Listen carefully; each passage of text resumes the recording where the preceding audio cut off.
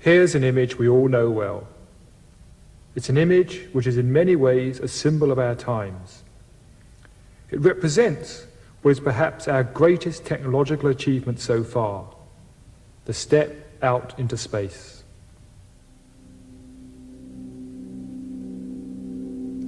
But the picture of our planet also has a far deeper significance. For the first time, we have seen ourselves and the planet from the outside, and the view has changed our feelings about ourselves in an unexpected way. For the early astronauts, the sight of the planet shining in the blackness of space was a profound experience. One of the astronauts who walked on the moon described his view of the Earth as an experience of instant global consciousness. He said, "When you're up there, you're no longer an American citizen or a Russian citizen. Suddenly all those boundaries disappear. You are a planetary citizen." And similar experiences happened to the other astronauts. They saw Earth to be a beautiful, magical-looking planet and came back deeply changed from that experience. Moreover, they became increasingly aware that all was not well back on Earth, and they came back wanting to help in one way or another. The pictures they returned with also had a deep effect on many of us back on Earth. For many people, it's an image which brings forth feelings of wonder and of awe, and feelings of connection and of being part of something greater.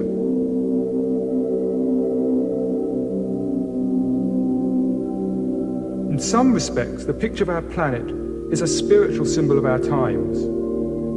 Now, that may initially sound strange. What is spiritual about it? But if you think for a moment, most spiritual symbols are, in one way or another, symbols of wholeness, of oneness, of some underlying unity. And a sense of oneness and unity is exactly what is reflected in this picture of the planet.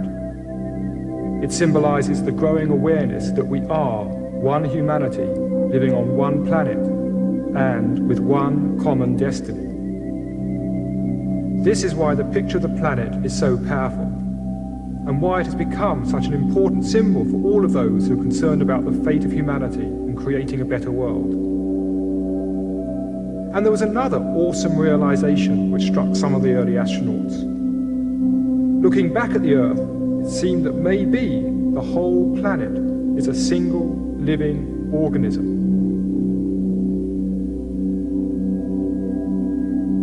Until we took the step out into space, we had only seen the planet from close up. Even when you're 10 miles up in a plane, you're still only seeing a very tiny part of it. In some respects, we could compare ourselves to fleas living on an elephant. Now, being scientific fleas, they've studied the skin, measured how deep it is, looked for the sweaty bits, found the hairy bits, and generally mapped out the elephant. Then, one day, one of these fleas takes a huge leap off, 50 feet away, and looking back at the elephant wonders, could this elephant actually be a living organism in its own right? We have been taking a similar huge leap back. From 100 miles to 1,000 miles, till eventually we see the planet as a single entity. And the question comes, could planet Earth be a single living organism? Now, this is not such a wild dream as you might suppose. A number of scientists are now beginning to take the idea quite seriously. Researchers in both England and America have been looking at some of the long-term changes which have happened to the planet. When, for example, you look at how the temperature of the planet has varied over the whole of its history, you find that it started off very hot, but then cooled rapidly until it reached the crucial range in which life could evolve. From then on, it seems to have remained steady. Now that's strange, because theoretically, it should sooner or later have started rising again. becoming far too hot for life to continue. But it didn't. It stayed constant. What seems to have happened is that the living organisms of the time released the right amounts of the right gases to keep the temperature of the atmosphere constant, at just the right level for life to continue evolving.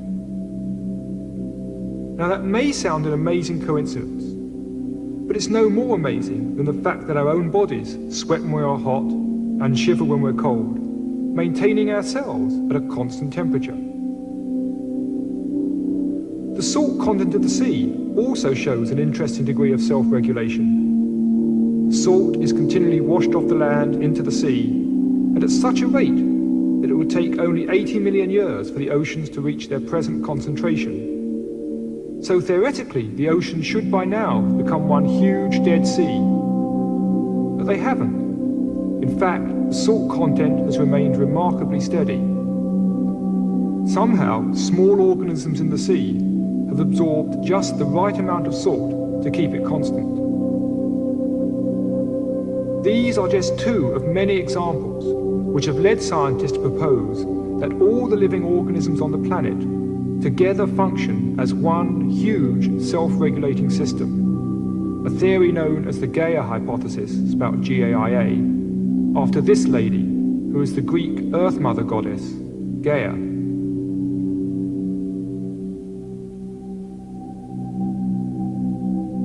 We might then consider our days and nights to be like the heartbeat of Gaia, the seasons to be her breaths,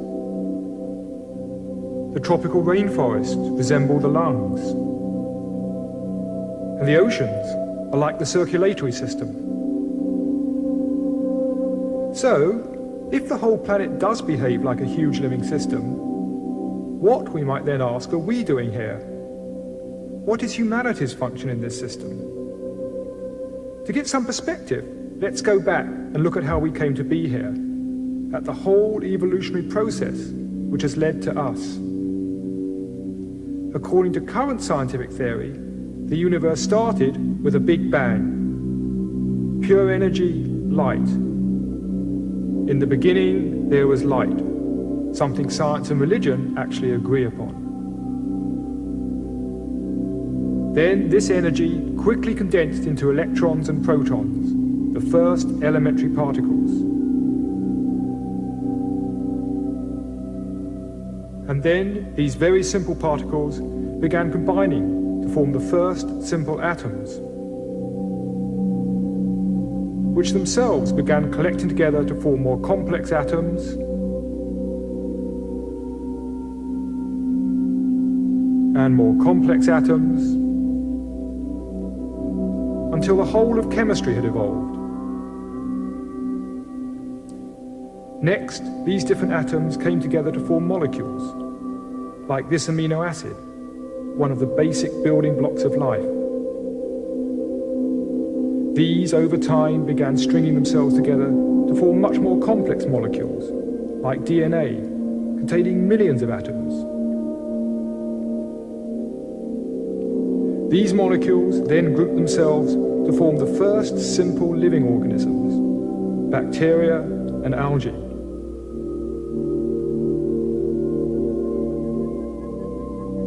Over time, these too collected together to form multicellular organisms, simple sponges, and the first plants.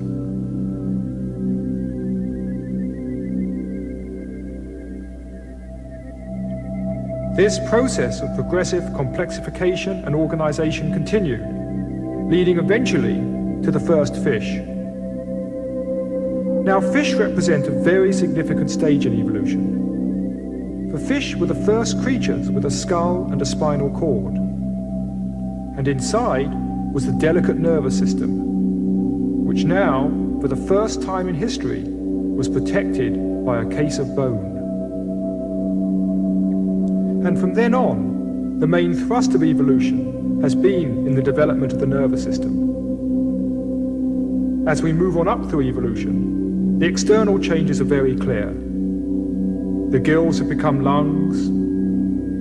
The fins have changed into arms and legs. But the most important changes of all were happening on the inside.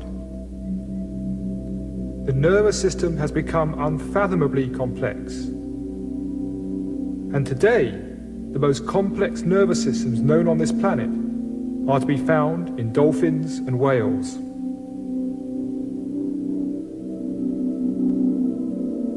The fact that they have more complex brains than our own suggests that they might be more intelligent than us. Though what they do with that increased capacity, we do not as yet really know. Leaving them aside for now, let us consider the second most complex nervous system on this planet, the human nervous system. One of the unique attributes of the human mind is our ability to study the world around and understand it. It is this which underlies our science, our technology, and the whole of human culture.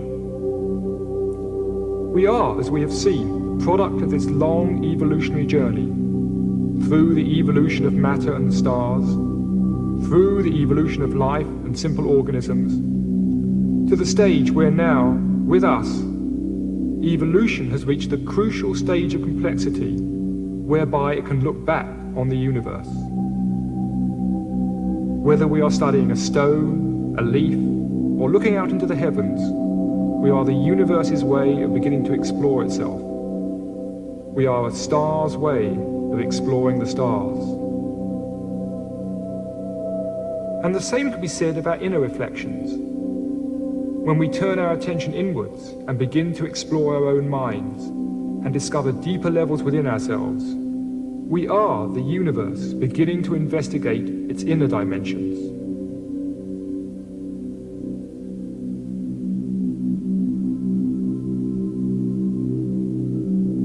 So the next question is, where is all this taking us? What's next? In the long term, over millions of years, we will probably see various physical changes, such as our brains growing even larger. But there are other evolutionary developments happening a lot more quickly. One of the dominant trends of evolution has been a progressive linking of smaller units into larger and larger units. This suggests that the next stage might involve human beings themselves linking together in some way. Indeed, this process has already begun. It's what we call civilization. The organization of the streets in this Danish village is very similar to the way the first multicellular organisms developed in the sea. This is Sun City, Arizona. The pattern here is similar to a growing fetus. And this tendency of people coming together into larger units is also happening at a much higher level. We can see it in the Union of the States in the USA and the USSR, and the coming together of the EEC in Europe. This is the natural drift of evolution, and its end result would seem to be the whole of humanity beginning to function as one single community. As well as this linking at a physical level, we are also beginning to link together at a deeper level.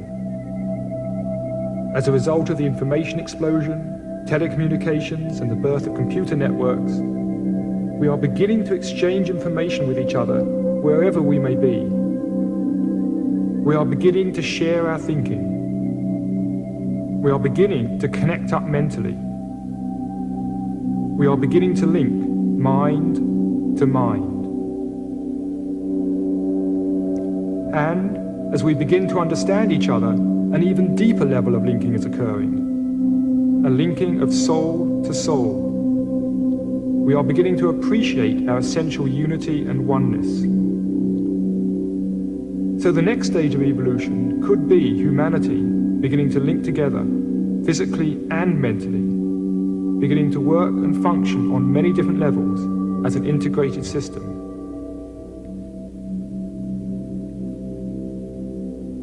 Now, there's some interesting parallels between this integration of humanity and the integration which occurred at earlier stages of evolution. If we go back and consider the emergence of life from matter, we find that the simplest bacteria contain several billion atoms. The figure shown here of 10 billion is only a very approximate figure. Whether it's 2 billion, 5 billion or 20 billion doesn't really matter. But it seems necessary to bring together approximately this number of atoms in order to create the complexity necessary for them to become a living system. Similarly, if we look at the next leap in evolution, the evolution of intelligent consciousness, we find it again takes several billion nerve cells linked together in the human brain to produce the reflective consciousness characteristic of humanity. Though again, the figure is not meant to be exact. Now, if this turns out to be a general principle of evolution, it would suggest that the next stage, the linking of humanity into an integrated system, would involve the working together of a similar number of minds. And indeed, the human population has already reached this level. We might then think of humanity as some sort of huge global brain, a brain in which we are the cells, linked together by our growing information networks. And there are indeed some interesting parallels between the way society is developing and the way the human brain develops. The main thrust of development of the human brain takes place mainly before birth, between weeks 8 and 13 after conception. Imagine for a moment that you are a nerve cell in this growing human brain. At first, there's plenty of space. Then, very quickly, there's a massive population explosion of nerve cells. If you were a nerve cell, you'd probably think, this is getting dangerous. There's not enough oxygen to go round. We're going to be short of blood soon. But suddenly, at week 13, the explosion stops. From then on, the development of the nervous system focuses on the growth of connectivity and complexity, the linking together of these billions of nerve cells. Today, we are seeing a similar process happening to humanity. We've had this massive population explosion, but it's now beginning to slow down. And we seem to be moving into the next phase, the linking of the billions of human cells in this planetary brain. Through postal systems, telephones, computer networks and satellites, we are increasing the connectivity and linkage of the billions of minds which together constitute humanity.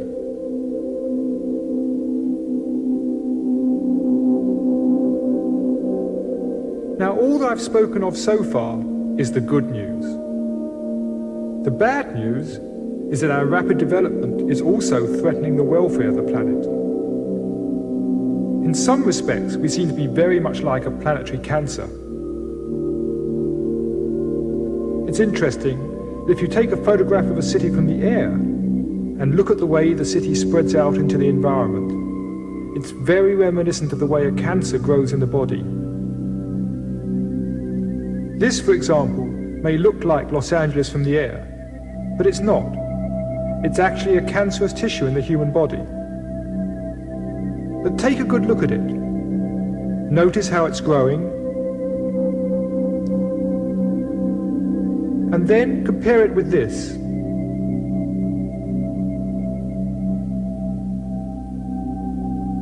Now, the similarity is more than just in appearance. If you go back and look at what causes the cancerous tendency in the individual, and at what causes a similar tendency in society, we find that underneath are very similar principles. Let's look first at why a cell in the body becomes cancerous. In the center of each cell are the genes. They contain the information that keep you functioning as a single living organism, rather than just a bowl of biological soup. Now, if the genes in a cell are disturbed, that cell may become selfish. It may no longer support the system as a whole, but instead go off, doing its own thing, at the expense of the body. In short, it becomes a cancer. Now, when we consider human beings in a community, we are looking at an organization of minds. And the parallel to the genes is to be found at the center of our consciousness. It's that deeper level of inner wisdom, that inner awareness of being much more than we normally experience, a part of something much greater. And when we lose touch with this inner wisdom, we also become like selfish selves, out of touch with the needs of society as a whole, living at the expense of each other. The philosopher Alan Watts referred to this selfish, isolated way of existence as the skin-encapsulated ego. What's inside the skin is me, what's outside the skin is not me. Biologically speaking, this is, of course, true. We are each separate biological individuals. But it is not the whole truth. We are much more than that. We are creatures with an inner life, with an existence that stretches beyond our biological identity. The reason we become stuck in this limited way of seeing ourselves is because the real self, our deepest sense of I, is actually very hard to grasp. Trying to describe that deeper sense of self is very much like trying to describe a hole in a piece of wood. If you ask people to describe a hole such as this, they may start by saying, well, it's a round hole. You say yes. They say it's wooden hole and it's red. You say, hang on, the hole isn't wood, the hole isn't red. They say, haha, the hole is black. But no, that's the background. And suddenly they're stuck. What's the hole? How do you describe the hole itself without describing its surroundings? In a similar way, it's very difficult to grasp and define our own inner sense of self. Instead, we tend to describe ourselves in terms of what surrounds us. Our many possessions, the roles we play, our social status.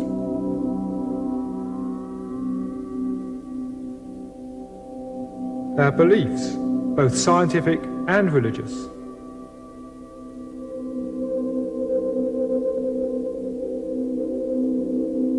Now, this limited sense of identity may not in itself seem very dangerous, but it does have some far-reaching consequences. It turns out that many of the ways in which we mistreat and abuse the environment stem from our seeing the world as separate from ourselves. We may take fairly good care of what is inside the skin, but we don't care nearly so well for what is outside the skin. As the late Gregory Bateson said, if this, meaning this me versus the world attitude, if this is your estimate of your relationship to nature, and you have an advanced technology, your likelihood of survival will be that of a snowball in hell. You will die either of the toxic byproducts of your own hate, or simply of overpopulation and overgrazing.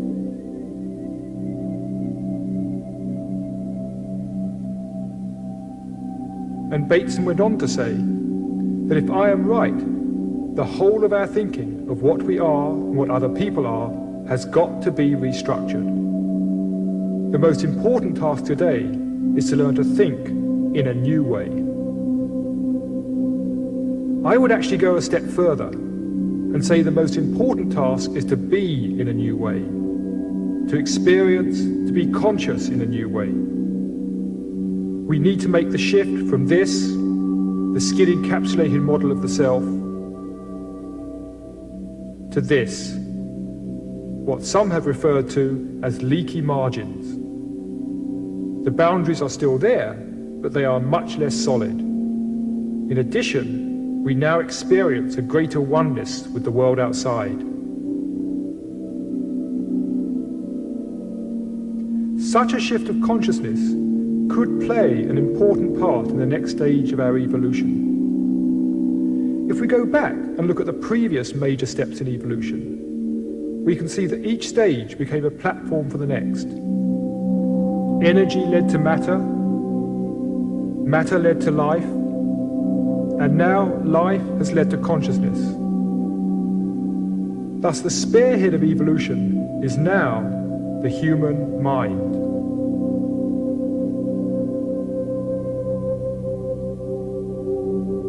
We have moved beyond biological evolution into mental evolution.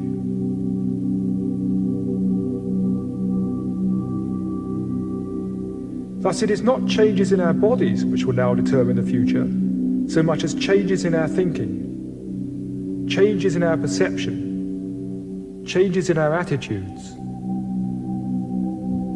The evolutionary phase which we have now entered is the evolution of human consciousness. Inner development is now the key. In short, evolution has become internalized.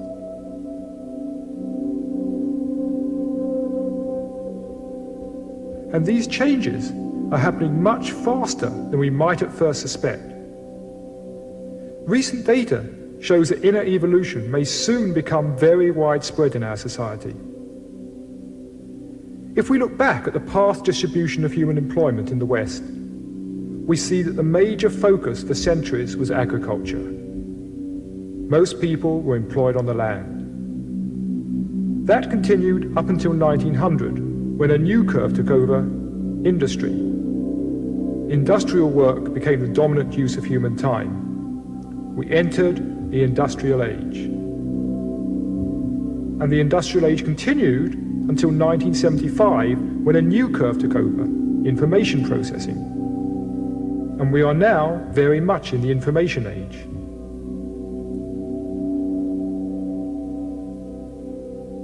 And we enter the information age much faster than anybody anticipated. Whereas it took over a century for the Industrial Revolution to have its full effect, the information revolution has had a major impact in just 25 years. So the next question is, what will follow the information age? Well, there are already signs of a new curve beginning. And although small at present, it is growing even faster than information processing. This curve represents the growing number of people involved in the exploration and development of the vast resources of the human mind itself. These are the people who are beginning to explore what may perhaps be the last great frontier: our own minds. The number may be small at present, but as you can see, if you extrapolate the trend, then by the year 2000, it will have overtaken the information curve.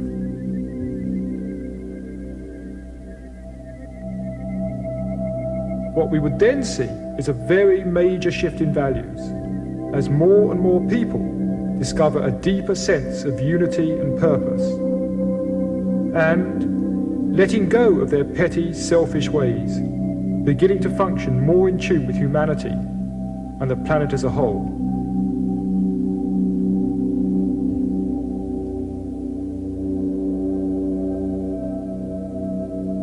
Now, the idea that there are deeper levels to human consciousness is not new. In all ages, all around the world, we find people talking of that same fundamental wisdom, that same basic understanding of life and consciousness.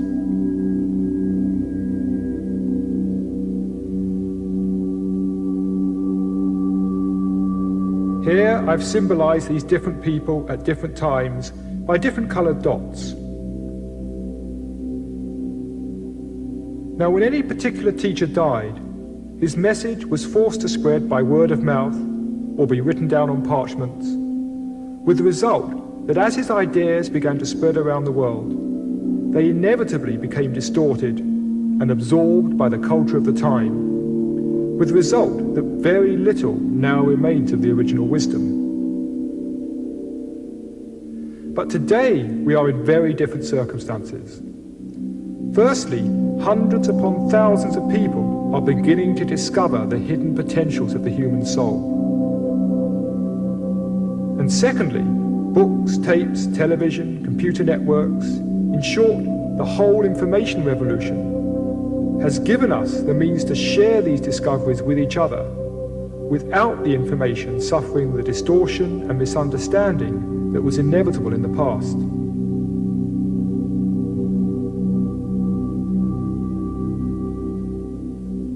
So now, as the wisdom begins to spread out across the planet, there is instead a positive feedback. The wisdom reinforces itself.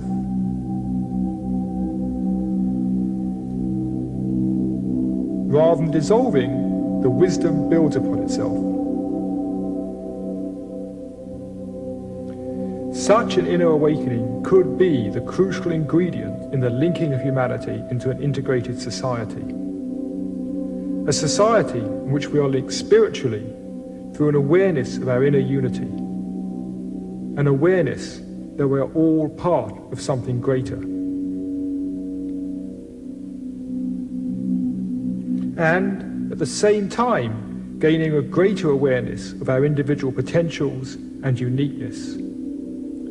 A synthesis of greater individuality along with greater community. Such an inner development, if widespread, could be very valuable in helping humanity deal with the problems now facing it. We are clearly in a time of crisis, but most of us think of crisis as bad. But maybe we have something to learn from the Chinese on this. Their word for crisis, Wei Qi, means two things. The first symbol means danger, beware. But the other two symbols mean opportunity, an opportunity for something new to emerge. If we only see crisis as danger, as a threat to our accustomed ways, then we may spend all our energy resisting it. We need also to look at the opportunities inherent in the crisis. From an evolutionary perspective, crises are a sign that something has gone wrong. The patterns of the past are no longer working. Crises are thus a challenge, the challenge to adapt. They are the challenge to let go of the old ways of thinking and move on to a new way of seeing. Thus, humanity's current crisis may not, at its root, be an economic crisis or an environmental crisis. It may well be a crisis of consciousness, a crisis in how we see ourselves and the world around. Many of us have probably experienced at one time or another those moments when we feel at one with the world, a sense of inner peace, with no need to prove who we are. The question is, can we allow these precious moments to happen more often in our lives and in the lives of other people? In short, can we choose to explore and develop our greatest resource of all, our own minds, our inner selves? I'd like to finish with a poem from Christopher Fry's play, Asleep of Prisoners. The human heart can go the length of God. Dark and cold we may be, but this is no winter now. The frozen misery of centuries cracks, breaks, begins to move. The thunder is the thunder of the flows, the thaw, the flood, the upstart spring. Thank God our time is now,